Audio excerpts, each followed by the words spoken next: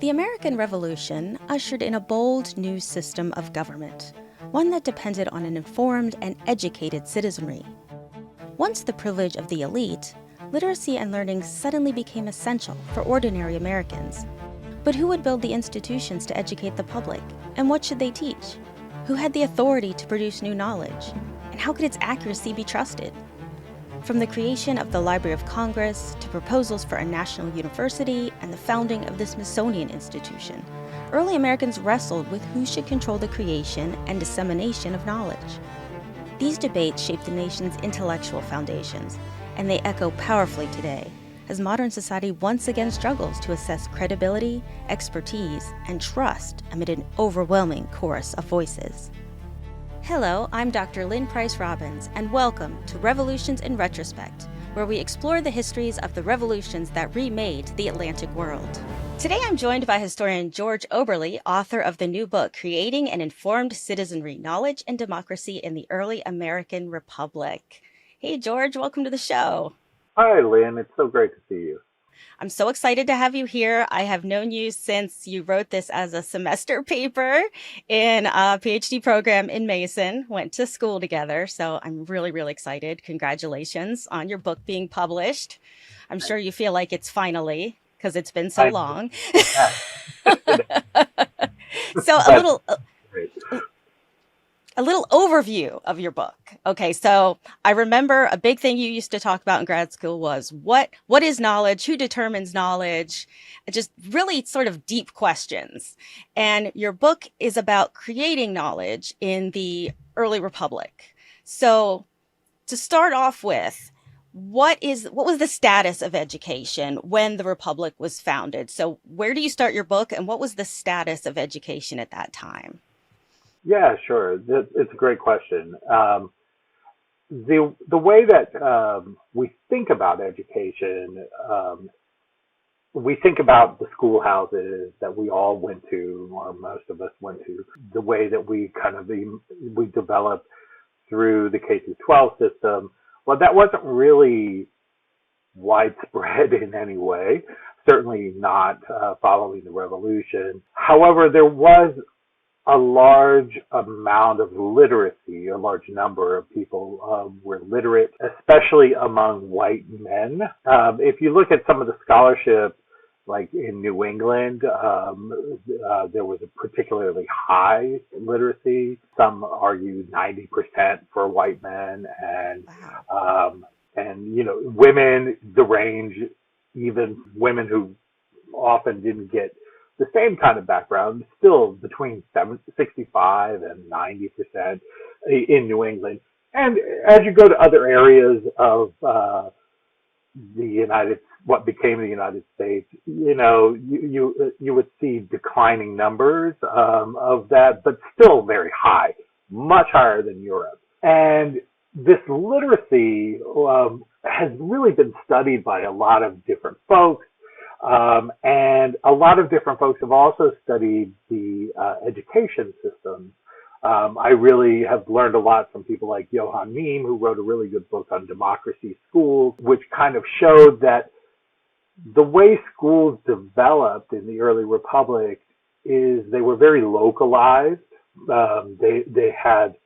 They were very much about community effort, and then they often kind of ended at the state level. That's where there was a kind of governance where states kind of started to establish some rudimentary systems and standards for education. There's also other really good books about education that show many people tied traditional education with more aristocratic kinds of institutions, I should say. People like Mark Boonshoff have showed that in his really good book, Aristocratic Education and the Making of American Republic. And what most of these people show is that as you went along through an educational process, it was really the elite that ended up in places like colleges, where most states had at least one college And that too was kind of interesting in that there were lots of different colleges in the United States, as opposed to in Europe, where there might be a few.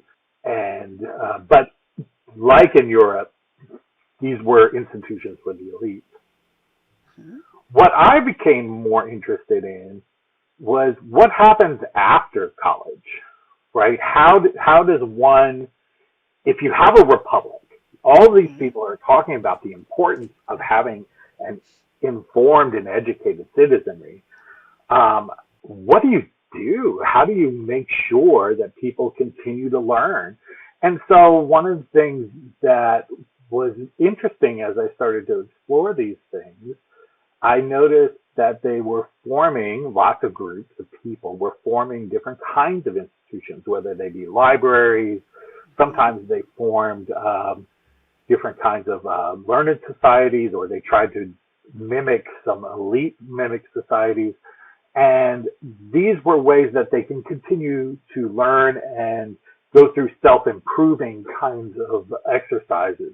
Now, most of that, from my research, I was finding this to be very much connected with the idea of either promoting their own self-interest in terms of making money, but also it was about improving the civic virtue of the society itself. So there was a kind of pride in the learning and sharing information.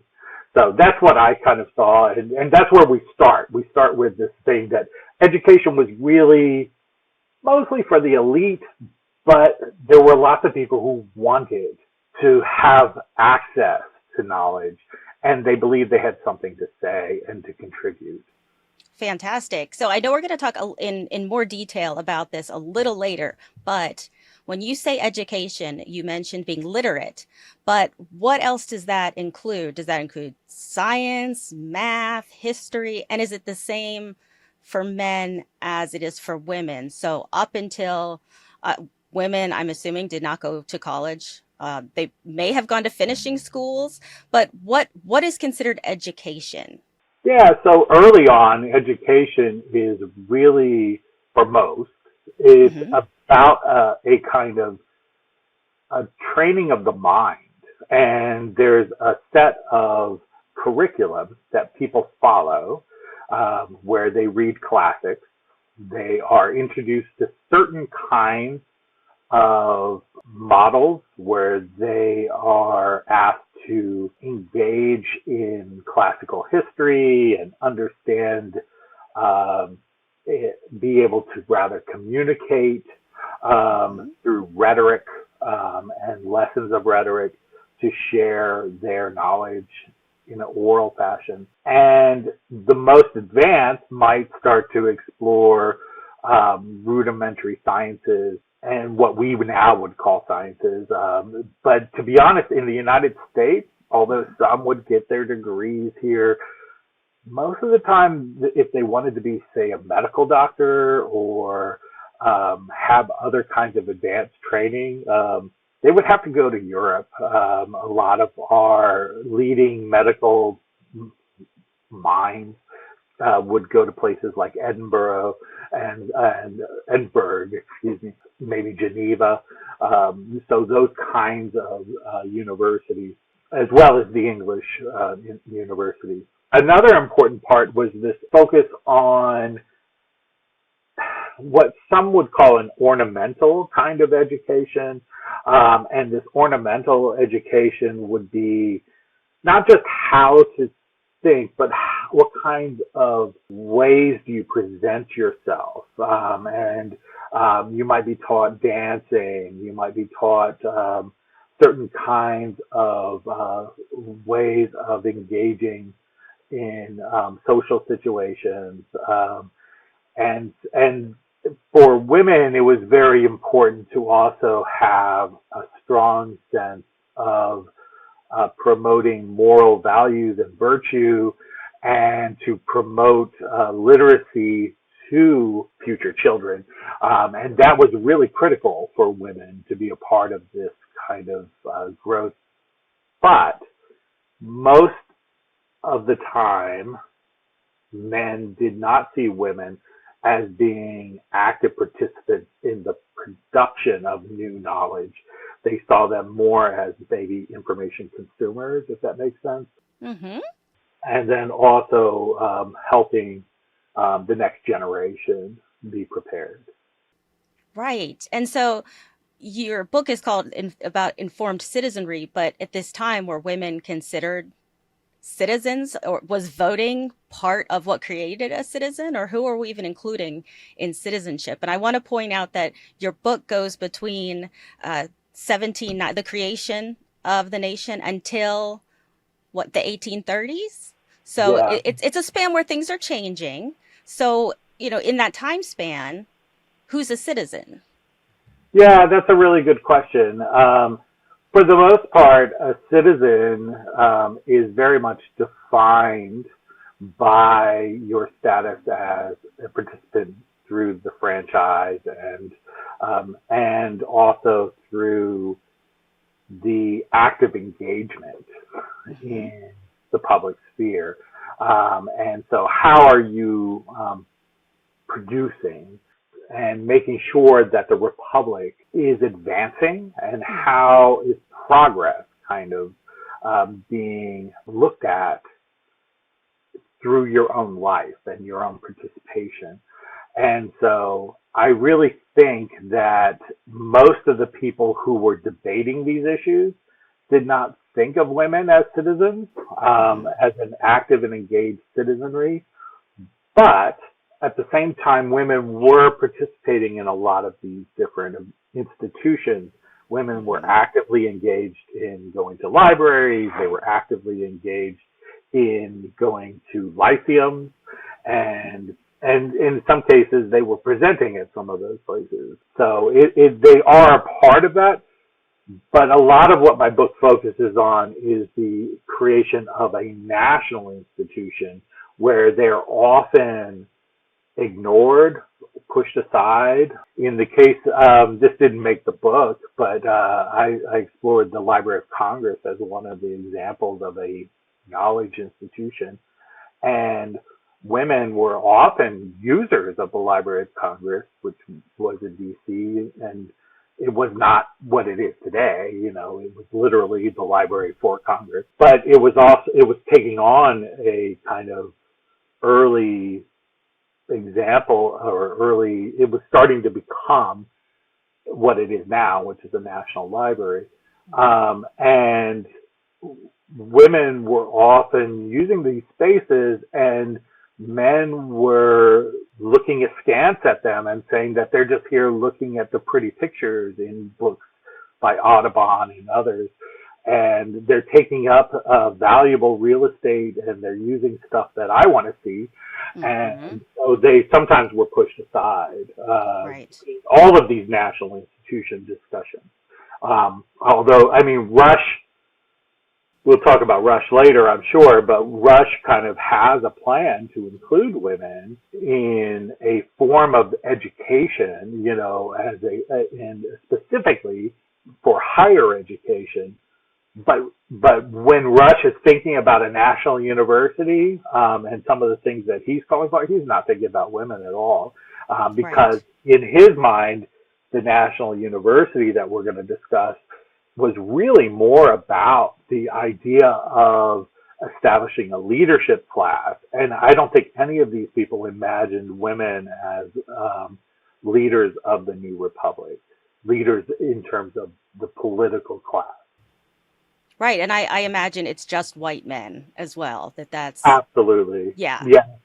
You'll find, and I looked pretty hard, and I'm not saying that I found every example and I didn't miss anything, but in terms of African American free people of color, there are a few examples that I found where they participated in organizations like local agricultural societies and some other local learned societies, but for the most part, they are left out of these conversations completely. And in many cases, they're fighting for, other kinds of issues. that I think are more relevant to their particular lives, including, emancipation and elimination of slavery, for one. Absolutely. So I think we should jump into this idea of a national university. So first, what I know George Washington was one of the individuals who was advocating for one. So what was this first idea of the national university, and did West Point, I believe the military academy at West Point was already created. So was this something that was looked at as, well, let's do this for non-military, or what?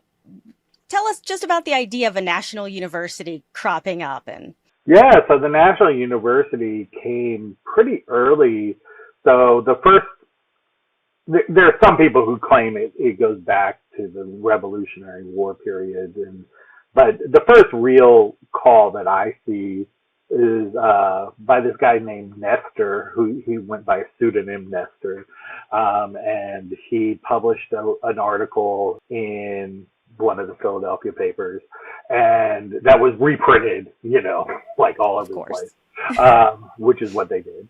So Nestor had a whole series of different calls that were going on, and he wrote this right before people were coming into town to start to talk about the establishment of what would become the new Constitution for the United States. So this is 1787. And so he writes about the need for this national institution, because what is really needed is to have an informed citizenry that would be well-versed in a whole variety of different topics. And those topics were not just about classical education. In fact, whoever this Nestor is, was very much against the idea of training people in Latin and Greek and all these other kinds of things. What he wanted was what we would now call a liberal arts education. So it's this idea of they would have access to knowledge related to mathematics, not super advanced mathematics, but mathematics. They would have access to certain languages. And when I say languages, I mean like French, and mostly French, but maybe Spanish too. And I say French because French was the language of science. So now the lingua franca is now English, right? In terms of academic kind of communication, but before it was French. Having that kind of knowledge, and importantly, history. They really thought history was important, and government. And the idea was to bring these people together, the people who had finished an education in college. So again, this is not like me and you, I came from a pretty poor background, right? I would not have been a part of this group. It would have been, the elite, right, and who went to college in their states, their home states. And so these people would have gone in Virginia, which is where I'm at. If I were wealthy, I would have gone to William and Mary. And once I finished at William and Mary, if I showed incredible promise, then the idea would be the best of that group would then go to this national university where people would be trained to become the future leaders of the republic. So it's very much tied into creating this democratic republic, whereas before it was living under monarchy. You're obviously not going to be running your own country, essentially, and so you don't need that education. But this is the start of a democratic education, if you will. I think so, and it's very much, and to build off of your idea of the difference between the monarchy, you're not really, although, you're born into a spot where you have a possibility, but it's not necessarily where you're born. There is some of your own merit that allows you rather to potentially, increase your station. And the idea of being able to bring these people together from across the republic was really important for creating a future leadership class who would then be trained, to take on the important roles for the future of the republic. Mm-hmm. And that was one significant part of that. And then what's really important is Nestor is just laying a groundwork here. So almost immediately, people like Benjamin Rush, who I mentioned before, Benjamin Rush, he thinks that this is critical, and he starts writing about the need for promoting this national university. He puts his name to it. So he's the first person I know of that puts his name to supporting a national university.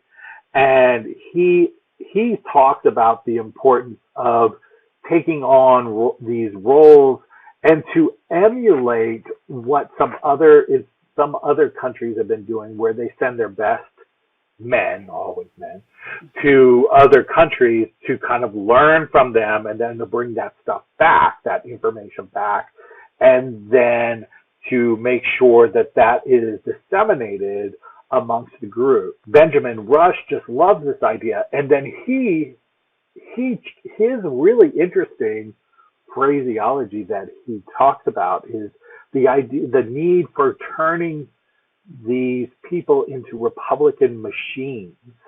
This idea of this idea that a machine would be a good thing, one, and that they would be transformed in the process, in this crucible, if you will, of this national university. So that sounded great to people like George Washington, who were hearing all the debates on why we can't have too much democracy, we need to have a republic, and all of the things, and how they worried about those issues.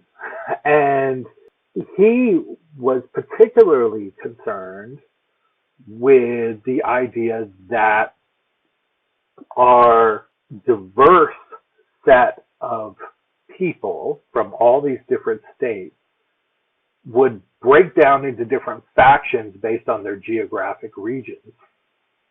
And so what he had hoped, and I think this goes to his military experience, I don't talk about this directly in the book, but I mean, if you look at the way that he was very, very good at working with young men as a mentor, he really believed in bringing these young men together and then forming fraternal bonds at a young age. And he believed that would reduce the factions. So you're sort of breaking down any individual or local beliefs, and you're meeting people from other locations. And so you're saying, we're going to learn what it means to be an American and to work together from all of these different aspects, all of these different places. That's what he's saying. That's what he's believing. And that's what Rush also is believing. That's that creating a Republican machine kind of idea. And it sounds like a really great idea. It sounds like on paper, okay, this could work. And now we ask, well, who's going to determine the curriculum? Where is the university going to be located? Who's going to pay for it? So what happens? Well, not everybody. So here's the one thing everybody agreed on. Okay. We all should have some kind of national institution, and we needed an educated citizen. But after that, though, they disagreed about everything. Shocker, right? Right, exactly. So as even during the constitutional debate, some worried. Some people said, absolutely, let's do it, whatever. Some said it's totally not necessary to even put it into the Constitution. So, like, Madison originally had it enumerated in the Constitution that there would be a national university. they said, it's not necessary. Congress has a power over the federal district. It's going to be in the federal city, so we don't need to waste valuable space in our Constitution for that. And then people like Roger Sherman actually said, well, do we really want a national kind of institution? Shouldn't that be done at the state level? And as I started to try to unpack why people like him and why eventually Thomas Jefferson started to object to the establishment of a national university in the federal city, it seemed like one of the biggest concerns they had was they worried that what they saw or what they knew of universities was that they were essentially institutions that promoted the power of the aristocracy. So that's what they had seen their entire lives. They had seen these issues where not only is it just the elites are going to these schools, it becomes a way to marginalize others. And so what they wanted to do instead is to try to break those things down, those barriers down. And they certainly didn't want to create another aristocratic class after they just dealt with that in England with the separation from Britain. This became a really important dividing line between people who started to be known as the Jeffersonian Republicans and those who were more in Washington's camp, which we call the Federalists, right? So I think that this is one aspect. The other thing, I did say that they only agreed on one thing. There's another thing that they did agree on. Many of these folks agreed that they didn't want foreign influence on their youth. Sure. And that was a really big deal to both of them. So that's where they kind of started to differ, is on this issue of who's it for and who's going to be able to take advantage of it, especially if this was going to be paid for by the central government. You really needed to, in the Jeffersonians' minds, you really needed it to be of benefit to a broader set of the citizenry. Jefferson kind of changed his mind, surprise, even while Washington was president, and Washington was clearly the biggest advocate for the national university. I mean, he even let some money into it. He established an endowment, and there's a whole interesting, complicated story on that. But Jefferson really wanted a national institution if it could be focused on scientific knowledge, one, that might separate this idea of creating an aristocracy, and two, if it wasn't in a city, especially the federal city. So he started offering this other idea of, well, what if we put a national university in Virginia? Virginia, who would have thought? Oh my gosh. And then this opportunity came up where he could transplant this University of Geneva faculty to Virginia. And he started to try to angle for that, which, then the Federalists are like, really? Are these people going to fit in? They don't even speak English. And the foreign influence you just mentioned. Exactly. And they're like, is this really what we want? Right. And so that just didn't really go anywhere. And there's an interesting story in the book about this, but that I think I borrowed from somebody else in the phrase Jefferson's Gambit, because he's trying to be tricky, which he can be a tricky guy, right? But Washington is kind of, Washington puts him in check on that particular. But the big difference, I think, then starts to emerge over what kind of knowledge should be taught in these places. And that's where you brought up the West Point. Mm-hmm. So, so Washington actually sees West Point as being a completely different kind of institution, and he sees a lot of separate institutions. After after Jefferson becomes president, Jefferson sees an opportunity to transform West Point from this kind of parochial place, right, where that is filled with Federalist-leaning kinds of officers. And they are producing people who tend to be trained in a kind of English tutorial fashion, in the way that they were training the next generation of military officers.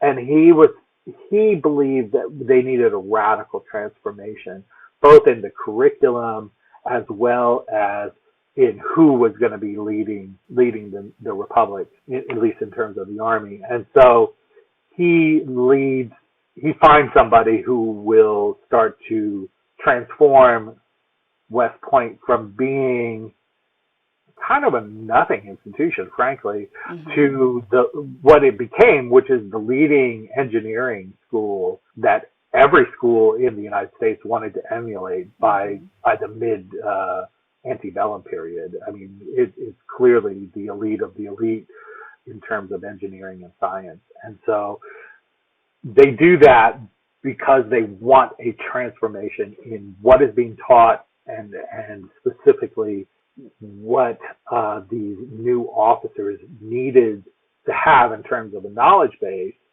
in order to be productive and engaged citizens. And specifically, that is related to both the vision of westward expansion, but also in national security.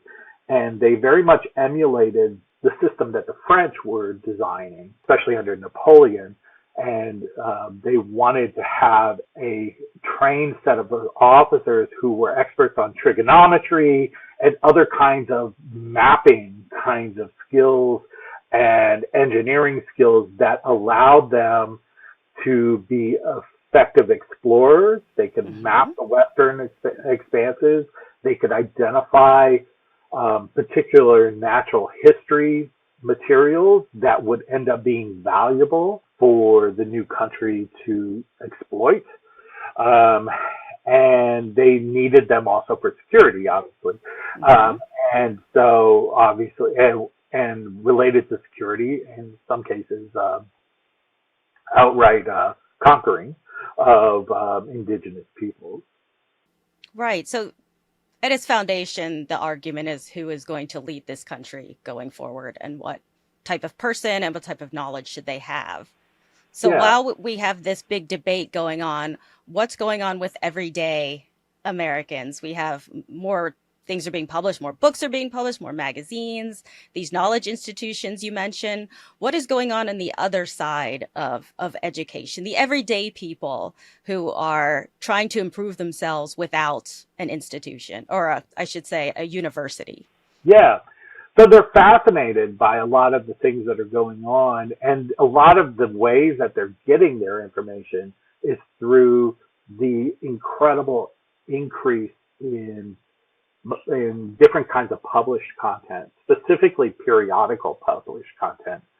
The expansion of newspapers and magazines is just explosive at this period, and it allows people an opportunity to learn about faraway places, to learn about new opportunities, to learn about specifically new advances in science. And in most of these cases, there's a very progressive kind of idea, meaning the way that the stories are being told in the newspapers are very much focused on the idea that the United States belongs in the community of civilized, I've got that in quotes, civilized Air quotes, yeah. yes, and that they too can participate. It's almost like they are allowed to imagine that they are part of this scientific expansion, and many of them are incredibly curious, and a lot of the ways that these folks are thinking about science is very much empirical. It's like if you can see it, right, then you can, then thus it is so, right? And so they start to like participate in this, and they start to form their own reading groups. They start to form their own kinds of localized organizations. Probably the most common organization that I talk about in one of my chapters are agricultural societies, which are not usually thought of as scientific societies, but they are doing lots of interesting pragmatic work to kind of understand how to grow stuff better, and what kinds of crops can be utilized to make better spirits. Important. Yeah, they're very interested. One of the people I focus on is a guy named Joel Poinsett, and he's going around South America, and he's sending back examples of the agave plants, where they can then, he's saying it's much better than in terms of being able to produce more crop on a smaller amount of land than wheat, or corn rather, I should say corn. And so you can have more spirits per acre using the agave plant, and it grows well in his home state of South Carolina. They're also looking at the idea of what can we do with these materials and who can make the best cloth. And this is actually where you have women actively involved, and who are often the beneficiaries of premiums or prizes that these agricultural societies would offer for like the best vest from locally produced materials or crops, or it's the beginning of, I would say, the state fairs, who has the largest cows and all of that stuff. Biggest pumpkin. Biggest pumpkin, thanks. Yeah, exactly. And there's all those prizes. It's really quite cool to read about. And this is all happening throughout the entire period that I study in my book. And so it's a more democratizing moment that allows for more people to participate in determining what is good information. And those people are not just going to the fairs, they are often writing about their findings. Right. And so they're producing knowledge. Exactly. And that then makes them active participants in the success of the Republic. So you have, all around the Republic, you have people making amazing scientific discoveries, likely studying, math, economics, science history, and then you have this argument amongst the more elite for this national university. So for the National University, can you give us the timeline on that? We know George Washington was interested in it, but when did that idea start to fall apart, or did they just give up on it at some point? Well, it's funny. In some ways, it had like 4 different lifespans, and I only cover really the first lifespan. It actually comes back after the Civil War, and it comes back in the 1960s. But it essentially dies out for the most part with John Quincy Adams, and it sputters, right? So it's sort of around, everybody still is writing about it in the 1840s. They're still writing about George Washington and the National University, and some people want some people want Washington to be buried in D.C. No, this is really creepy. So in D.C., and that they establish a memorial. So we have the Washington Memorial, which is the obelisk, right? Right. So earlier calls were that he have his tomb, and then around the tomb would be the National University. Everybody would be there. I guess getting all of his positive vibes from the death, from his tomb, right? And there would be these kinds of these formal memorials, but within that National University could exist, and they tried to build it on and off for many years, but it just kept dying in Congress for lots of reasons, and most of the reasons, frankly, Lynn, was because of money, because of this issue of if it's not for everybody, then we can't use federal money for it. That's what they kept saying over and over. Right. Sometimes they would cry poor, but that's not, their fundamental thing was, it's really not appropriate. Unlike the National Road, which they could kind of make a claim that it benefited a lot of people. Right. Anyone could go on it, technically. Exactly. Not anybody could go to this National University. Right. It really wasn't just for anybody. So it just kept failing, despite everybody being kind of in favor of it, or in favor of certainly an educated citizenry. Right. And it finally got, the final kibosh was when, so John Quincy Adams has his great 1824 inauguration speech, or I guess where he's talking about a lot of things, and the Jacksonians, start to mock him, and one of the great things, he actually calls for all these really great internal improvements, including a National University, and these lighthouses of the sky. He wanted this observatory, right? And so Jacksonians, they jumped on that, and they say, "Oh, look, he's just crazy. He wants to build lighthouses in the sky," And so so they jump on him, and so bottom line, that didn't happen, and that was the final real attempt to create a national university. But they're still talking about it even when the Smithsonian money comes available, and we can talk about that later. But people are still interested in it, but it's done by 1824. Right. So I want you to talk about the next step and how the Smithsonian Institution, which is so famous, obviously, we're in Virginia. So I'm sure I've been to all of the Smithsonians. I'm sure you've been to all the Smithsonians. Where does this come from? And does that sort of supplant the idea of the National University for a time? Is it something that people say, well, we didn't get that, but we get this? And is that partially nationally funded? How is that funded? Just tell us the story of the founding of the Smithsonian, because it's fascinating.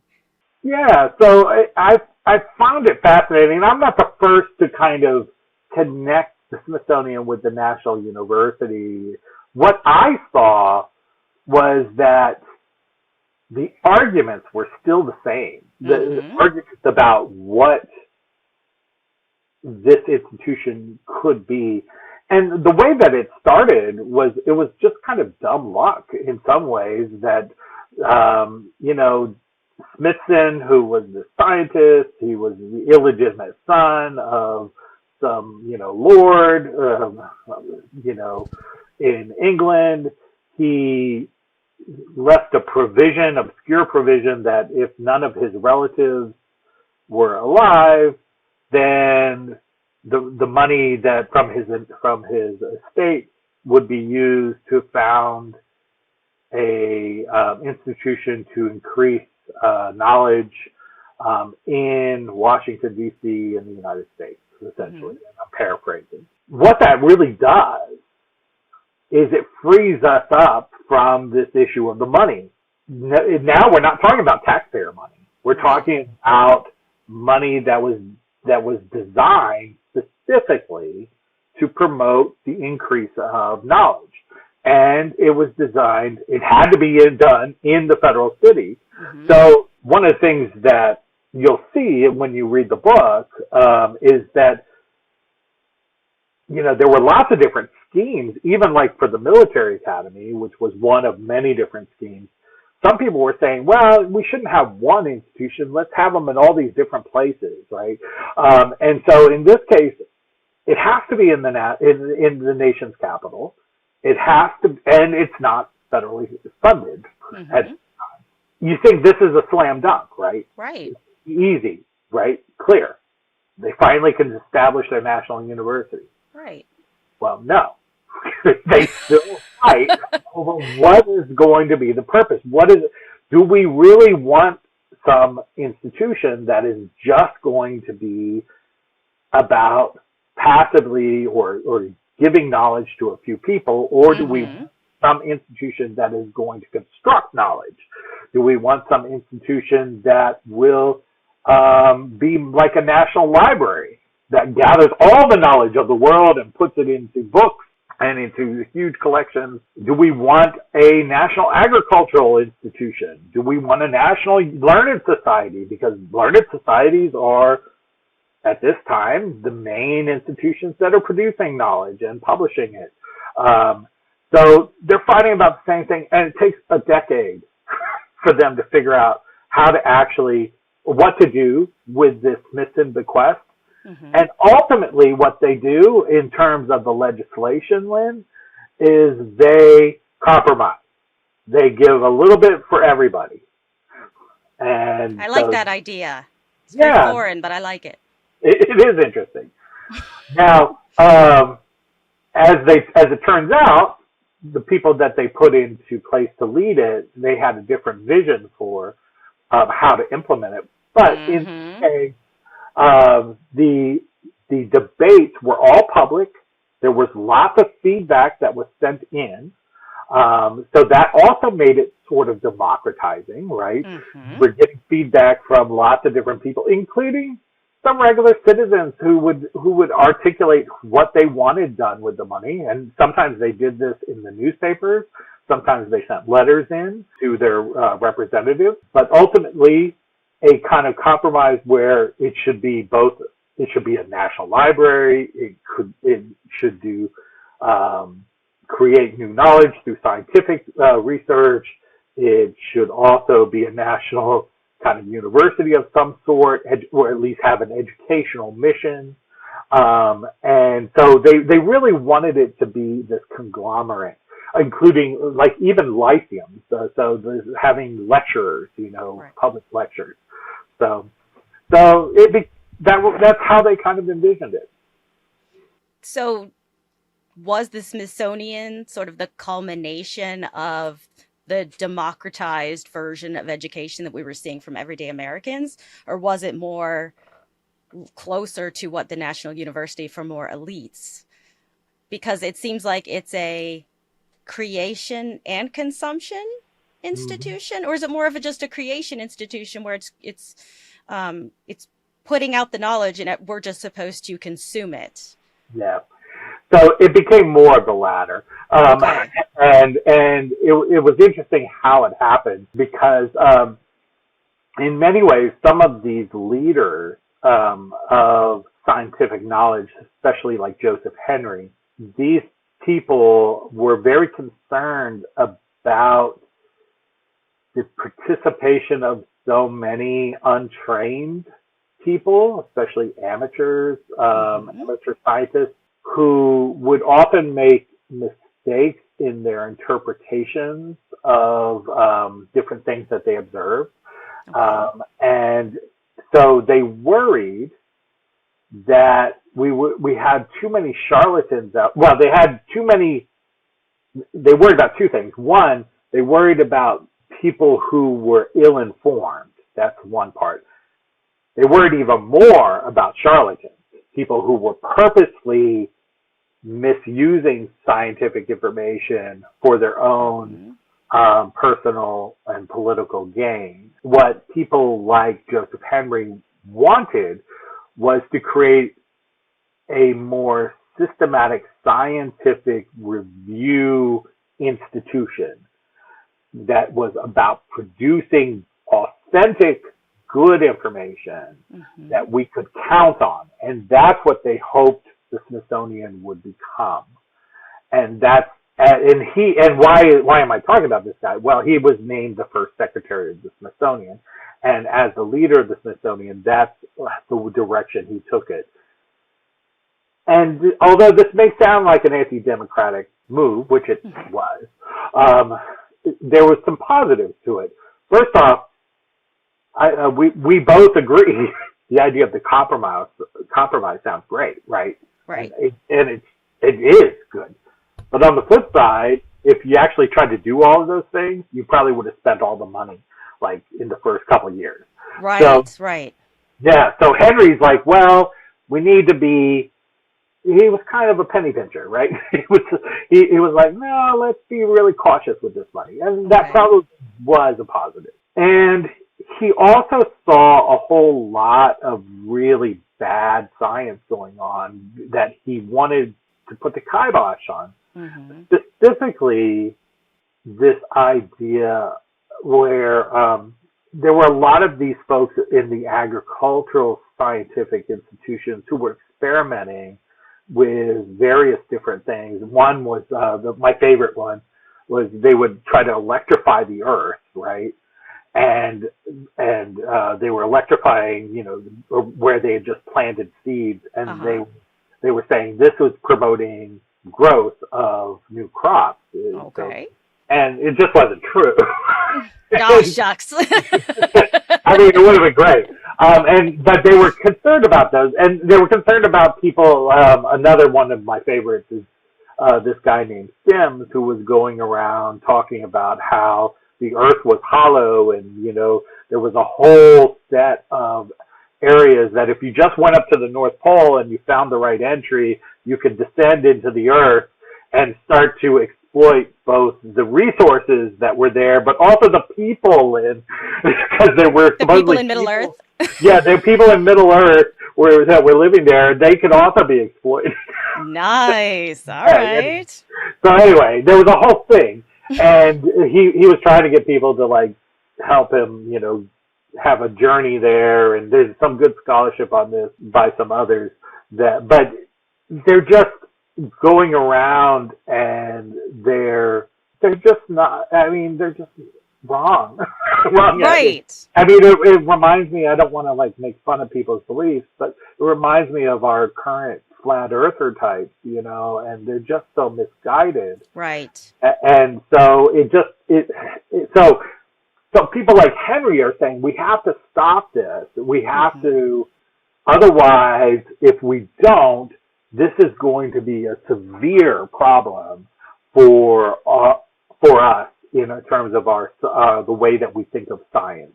Right. And so it's probably not a democratic institution, and I think he's trying to establish what the early forms, or maybe reestablish is a better word, Lynn, reestablish a form of credentialing.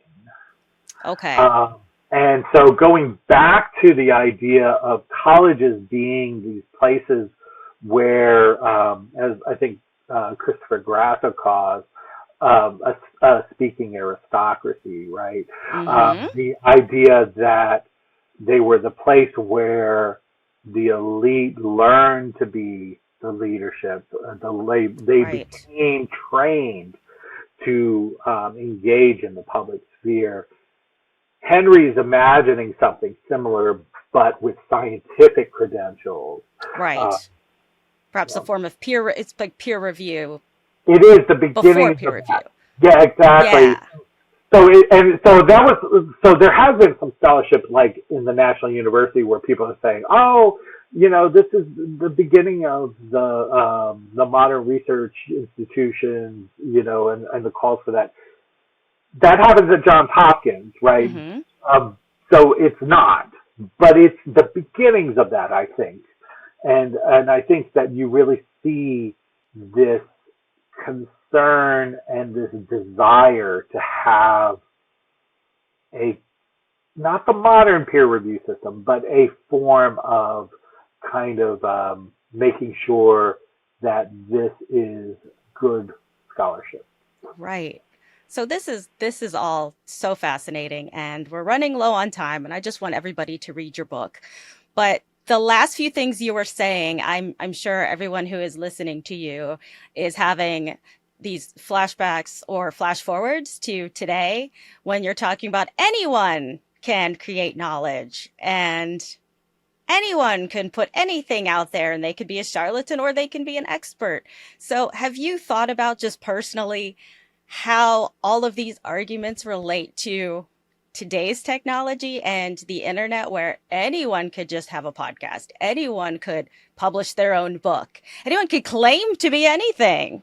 Yeah. So what do you think about all of that? Yeah. So I in many ways, my work began because I was thinking about those things. My main gig is as a librarian, as you know, Mm-hmm. in addition to being a professor, but I've been a librarian much longer. And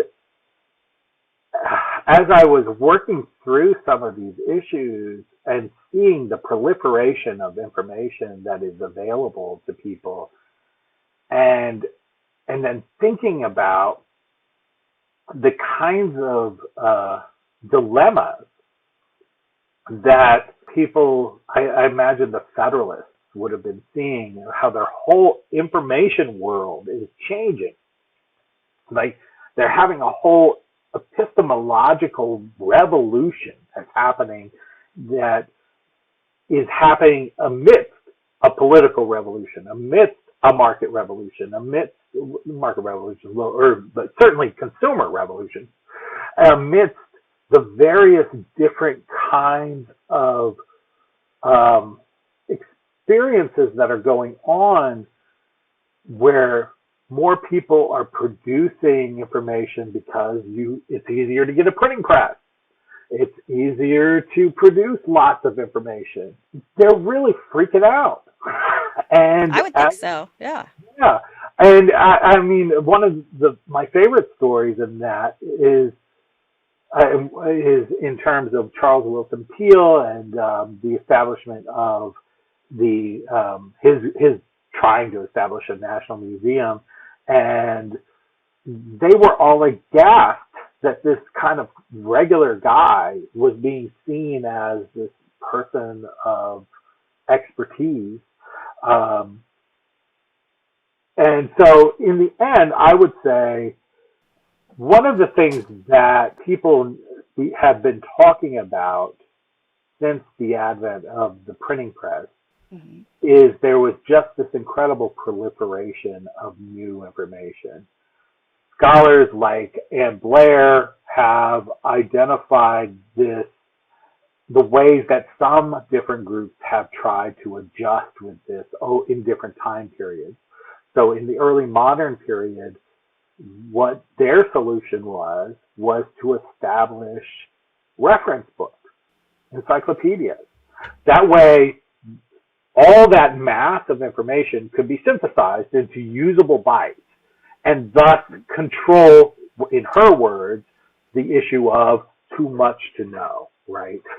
So as a result, we then see what's happening in what I'm calling this other version of an information revolution, where there is a need for the establishment of knowledge institutions to control the proliferation of information and make sure that that information is accessible to the communities who need it. And each community starts to build their own sets of knowledge institutions that are relevant to them. And these sets of knowledge institutions then allow for them to be participants in the various parts of the communities that they want to engage with. Mm-hmm. That's a positive thing. However, how do we establish controls over that if these different institutions start to put out really bogus information? How do we engage or manage a situation much like we have to now, in which you have conflicting ideas on what either history means, we get this all the time, or even vaccine information, right? Mm-hmm. And how do we determine who to believe? Right. And how do we do that in a society where we say everybody has some form of equality, right? And so the answer to people like Joseph Henry and many in that period was political equality is not the same as equality in knowledge, Mm-hmm. knowledge construction. Right. The other thing I would say is that it's complicated because I think you need to acknowledge that there were a lot of people who were not allowed to participate even within these democratizing moments. Mm-hmm.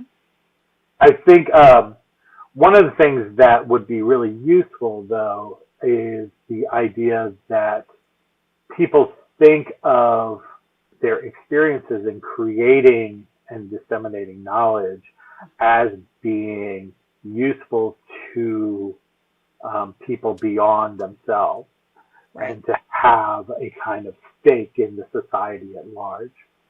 Right. You feel like you're more part of a society if you can, go online and I guess give your opinion or, talk about history. So we're saying, these are the sources, or we use these primary sources. So people who are just using secondary sources, well, they're missing out on this. So it's more of a conversation. That's right. And I do think that there's a lot of misunderstanding about what people see. So they can read a source, Mm-hmm. and because they can read a source, they think that that's the equivalent of being a trained historian. Right. And it's really not, as you know. I mean, I can interview somebody potentially, but I'm not a trained interviewer like you are, Lynn. These are important skills that you have honed over time and that you have learned methods to kind of produce that information and to make it accessible to a broader community. And as a result, you are credentialed. It may not be in the form of a diploma sitting on a wall, but you are credentialed based on your years of expertise. I think that's a really great way of putting it. And before I ask you the last question, I do want to put it out there to anybody who's listening to this, watching this, in the comment sections. We would love to hear other people's thoughts on this, thoughts in, the good, the bad, the ugly, and what might be coming down the road to perhaps combat some of the negative aspects of this, because we're in the same situation that the people in your book were in, just in a different form of technology. And so it's good to get everybody in the conversation.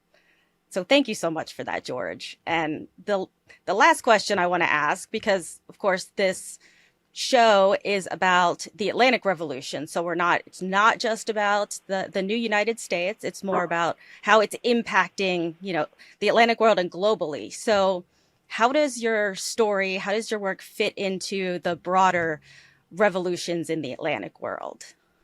Yeah, that's really important. So this is, although I focus on the United States, I make no qualms about that. But this is very much a Atlantic world story. The method that many of these people are thinking about in terms of whether it's new epistemologies whether it's new sources, new materials, new commodities. They're all from the Atlantic world, whether they're South America or in Europe. And importantly, the ideas themselves are really crossing the Atlantic. So the kind of research-based institution that the Smithsonian becomes is very much based on the Germans and their ideas of what becomes the modern research university. And many of the Americans who are promoting these new kinds of institutions are looking to places, especially on the continent of Europe. They are looking at France, they're looking at Germany, because these are the leading scientific institutions of the period. England, of course, a very important institution as well, or a country rather as well, but it's really, all the really cool stuff is happening in Germany, and Americans are responding to that. Americans are actually going to Germany in the 1820s and 30s to study there, and they are bringing this back. This is long before we typically, think of the so-called professionalization revolution that happened in, the post-Civil War era. They're really very much connecting with the ideas and the ways of learning from these places, and this is absolutely clear in natural history and the idea of understanding, biology and other kinds of important topics. And importantly, I don't talk about this in my book, but even race and the construction of race is all very much influenced the ideas that, start looking at the kind of pseudoscientific ideas of how the inferiority of indigenous types of people from around the world. It's very much a kind of conversation that's happening back and forth from the United States and Europe and back again. So it's very much grounded in these conversations over what are going to be the knowledge institutions that are going to direct the future of the United States and Europe and its place in the world. Absolutely. And now your book is part of the greater conversation, which is pretty exciting. And I'm gonna hold up a copy of it so that the people know what they're looking for. So we have Creating an Informed Citizenry, Knowledge and Democracy in the Early American Republic. It is UVA Press. So you can go to the press site. You can go to your local bookstore, always promoting local small business bookstores. Go. If they don't have it, ask them to order a couple copies. And that way, more people will have access to it. Talking about access to knowledge, right? And George is at George Mason University. Do you have a website or anything if people want to reach out to you or learn more about your work? Sure. I mean, you can just contact me at George Mason. I also have a website at georgeoberle.org. But you're welcome to contact me also at the Center for Mason Legacy.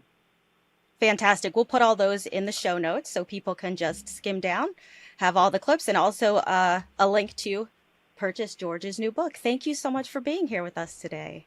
Oh, thank you so much, Lynn. I really appreciate you. Thanks for joining us on this episode of Revolutions in Retrospect. I'm Dr. Lynn Price Robbins, your host for this episode. Thanks to our producers, Dr. Jim Ambuski, Patrick Long, and Jeanette Patrick. Please share the show on social media and help other listeners find it by rating and reviewing it on Apple, Spotify, YouTube, or your favorite podcast app. Revolutions in Retrospect is a joint production between Revolutionary Histories and Primary Source Media.